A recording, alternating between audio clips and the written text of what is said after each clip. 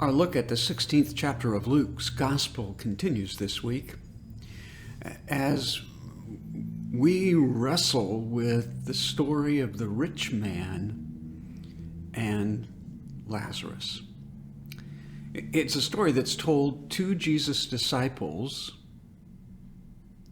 to teach them an important truth, but it's also told in the hope that a group of Pharisees who have fallen in love with luxury and are sneering at Jesus' words about serving two masters and being wise in relationship and quick in forgiveness, hoping that those who are sneering might overhear this story of timeless truth. Also draws on tradition throughout the Roman Empire at about the time that Jesus lived. It was cultural in those days and in that place that the poorest of the poor became the responsibility of the wealthy. Outside the homes of the rich men and women were often benches.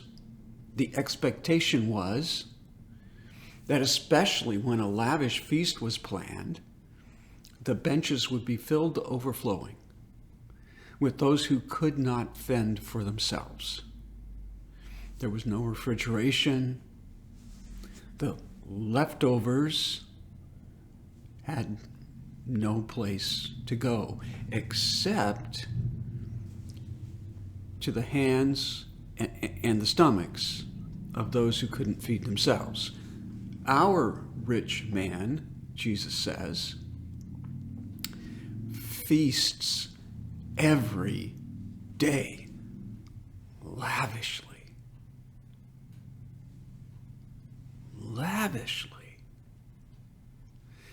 Lazarus is the one at the bench or the gate or the walk or just outside waiting his turn. But our rich man never shares. It's what culture expects of him. It's what the decent person would do. But our rich man is so taken up with himself and his purple robes and his lavish lifestyle. We're not sure he even notices Lazarus right there waiting. But this life leads to the next. And maybe he did notice. Because now, receiving what he has sown, he reaches out to Abraham. Seeing there in Abraham's arms this one who lay on his bench outside his home. And he mistakenly thinks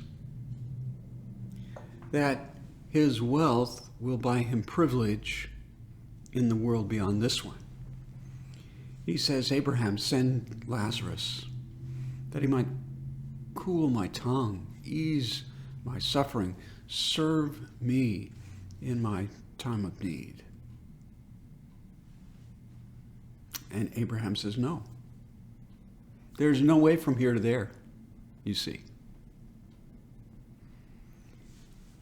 Abraham, send Lazarus to my brothers and sisters that they would not end up in this peril.